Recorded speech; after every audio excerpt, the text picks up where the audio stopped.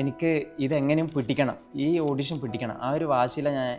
അപ്പോൾ ഓക്കെ 2 ദിവസത്തെ ഒരു ആക്ടിംഗ് വർക്ക്ഷോപ്പ് അറ്റൻഡ് ചെയ്തല്ലോ പ്യൂപ്പ. ഓക്കെ ഒന്ന് തരുൺമൂർത്തി സാർ ഏതായാലും ഒന്ന് വിളിച്ച് നോക്കാം. സാറേ ഇങ്ങനെ കാന്താരേൻ്റെ സെക്കൻഡ് റൗണ്ട് ഓഡിഷനിൽ സെലക്ട് ആയിട്ടുണ്ട്. അപ്പോൾ എനിക്ക് പെർഫോമൻസ് ചെയ്യാൻ പറ്റണ്ട അവർ 2 മിനിറ്റില്ലേ. സാറിന് എന്നെ എന്തെങ്കിലും രീതിയിലൊന്ന് ഹെൽപ്പ് ചെയ്യാൻ പറ്റുമോ, ഒരു ഇമ്പ്രസ് ചെയ്ത് എങ്ങനെ ചെയ്യാൻ പറ്റുന്ന എന്തെങ്കിലും ടിപ്സ് പറഞ്ഞുതരാൻ പറ്റുമോ എന്ന് ചോദിച്ചപ്പോൾ സാർ എന്നോട് ആദ്യം ചോദിച്ചു, നിൻ്റെ മനസ്സിൽ എന്തെങ്കിലും ഒരു പ്ലോട്ട് ഉണ്ടോ, എന്താ ചെയ്യാൻ ഉദ്ദേശിക്കുന്നതെന്നുള്ളത്.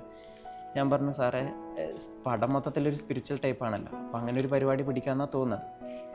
സാറ് പറഞ്ഞു ഓക്കെ 2 മിനിറ്റ് ഉണ്ടല്ലോ, ആദ്യത്തെ ഒരു 30 സെക്കൻഡ് നിന്നെപ്പോലത്തെ ഒരു പാവം മനുഷ്യ ഈ ലോകത്തുണ്ടാകാൻ പാടില്ല, അങ്ങനെ ഒരു ബിഹേവിയർ ആയിരിക്കണം, ഭയങ്കര സട്ടിലായിരിക്കണം, അധികം നിൻ്റെ ഡയലോഗ്സിൽ ഭയങ്കര ലൗഡായിട്ട് വരാൻ പാടില്ല, നിൻ്റെ മുടിയൊക്കെ ഒതുക്കി വെച്ചോ, ഒരു സാധാരണക്കാരിൽ സാധാരണക്കാരൻ അങ്ങനെ ആയിരിക്കണം നിൻ്റെ ആദ്യത്തെ 30 സെക്കൻഡ്സ്. പിന്നെയുള്ള 30 സെക്കൻഡ്സ് എന്ന് പറഞ്ഞു കഴിഞ്ഞാൽ നിനക്ക് ലാസ്റ്റ് പെർഫോമൻസ് ചെയ്യാൻ ഉള്ള കാരണത്തിനുള്ളൊരു ലീഡായിരിക്കണം. നിനക്ക് പെർഫോം ചെയ്യാനുള്ള ഒരു സ്പേസ് നീ ഉണ്ടാക്കണം.